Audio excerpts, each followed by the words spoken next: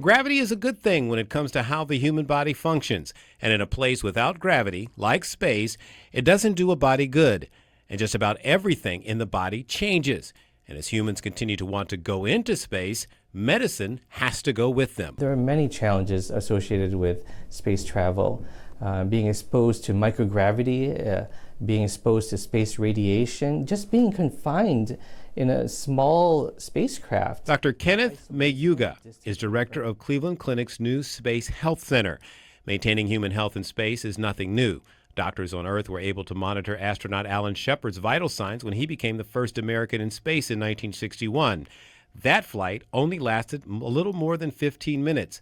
But to go to Mars, you need almost 3 years. That's 1.5 million minutes. What happens with longer duration space travel, with NASA's Moon to Mars objectives, with a presence on the Moon or travel to Mars, we want to understand the cumulative risk of these challenges. Astronauts and cosmonauts have had issues with things like vision loss, lower bone density, blood clots, and muscle loss after months in orbit. The human body goes through a lot of changes the longer it remains in space.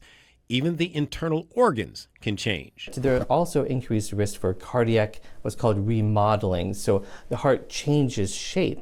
And how does that affect the heart changes It does. It does. It becomes a little bit more spherical. You know, when you don't have gravity pulling everything downwards, the heart shifts, the heart changes, the fluid shifts, and these changes can have potential implications. So where do you begin with all this? Dr. Mayuga says partnerships with NASA and what he calls the growing space medicine community of engineers and doctors are all working together to develop ways to maintain health through things like exercise, and also developing ways to deal with medical issues, both small and major, if they do happen to happen in space.